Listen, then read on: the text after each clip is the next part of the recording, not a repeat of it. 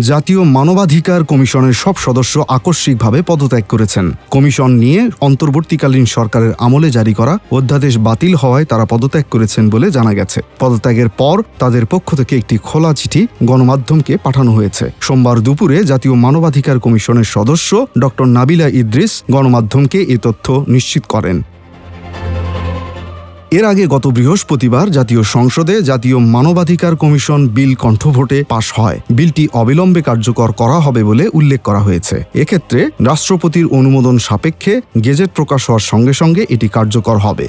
বিরোধী দলের আপত্তি নাকচ করে ওই অধ্যাদেশ বাতিল এবং আওয়ামী লীগ সরকারের আমলে ২০০৯ সালে করা জাতীয় মানবাধিকার কমিশন আইন আবারও চালু করতে বিল পাশ করে সংসদ।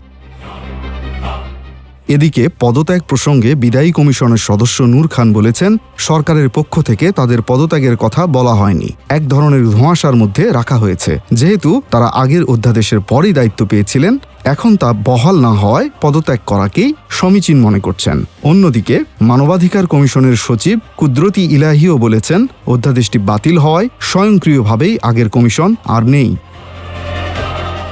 আরিফিন আল ইমরান, RTNN।